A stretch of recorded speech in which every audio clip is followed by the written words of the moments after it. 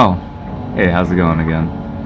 So we're doing another special kind of coffee trying or testing again today. So this is the Colombe Congo.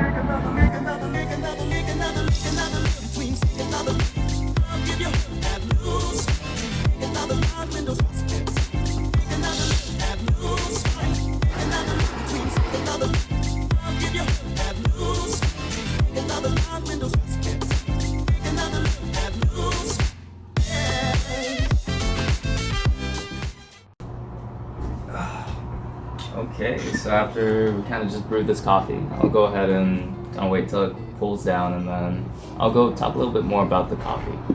Okay, so as for general information about this coffee, it's a fully washed process. So it would kind of depulp all of the coffee cherry, and get as much of the mucilage out of the seed, and then they would then put that seed into kind of like a bath or like a huge tub full of water, and then that seed would kind of ferment until it kind of turns into jelly, and it kind of ferments off like a lot of the extra like cherry or mucilage off of the seed. And after that is then washed, and that's where you get kind of the fully washed process name. So it kind of leaves the seed in very like clean. So whereas natural processes tend to give it more wild flavor in the cup, the wash process actually tends to give it a more cleaner taste. And during this process, it tends to get a lot of the higher acidity because of all of like the cleaning and fermentation and washing that you do to the seed. Okay, so this particular coffee comes from South Kivu, and it is farmed by the Muungano Corporation. So it's farmed at an altitude of 1,500 meters to 2,000 meters approximately. So it's kind of a denser bean compared to a lot of other coffee. So this particular coffee kind of has one of the more interesting stories from farm to cup. So the Muungano Cooperative. So Muungano actually means togetherness in Swahili. Right now, it's a 50% women-men organization.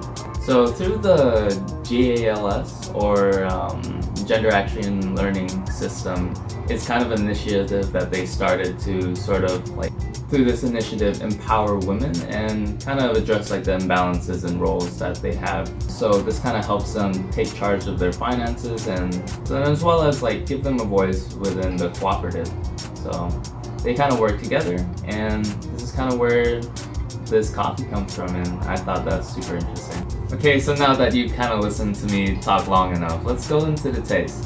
So this variety of coffee is actually another Bourbon. I kind of tend to like Bourbons because, I don't know, it's just sort of my preference that I've been kind of leaning towards. There's also another pretty light roast, as they like to describe it. And yeah, so as La Colombe likes to describe it, it's a kind of yuzu, lavender, honey, allspice. Yeah, it's a pretty bright cup. Other ways to describe it, I mean, I do get sort of that citrus, and I guess it's sort of like that bitter citrus. So I think that's probably why they describe it as yuzu. As yuzu, it's like a Japanese sort of lemon or citrus that they have, and it's a pretty bitter like sourness compared to like lemons and other citruses. I would say it's sort of like a lime. Yeah, but it's very interesting. It's kind of different from a lot of the Bourbons that I've experienced in the past.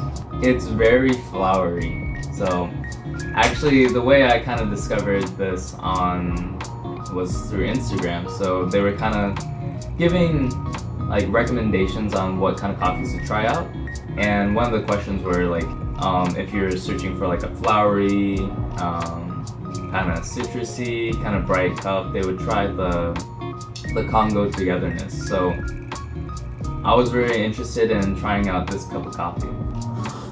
So definitely it's pretty acidic compared to other coffees. It's very interesting. It's very like complex sort of taste. I would say probably the best way to prepare the coffee is through like a pour over or filter coffee.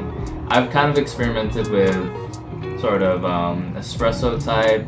I mean, I have never tried through French press, but I would say the best way to experience this cup is through a pour over, in my experience.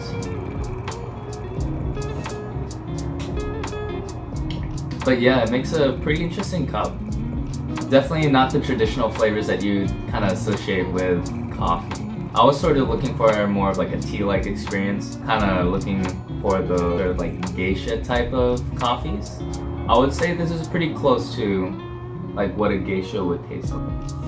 Yeah, so I had kind of fun talking about this coffee, making it for you guys, and you know, hopefully come back again and I'll be here to make another video. Alright, thanks for watching, take care.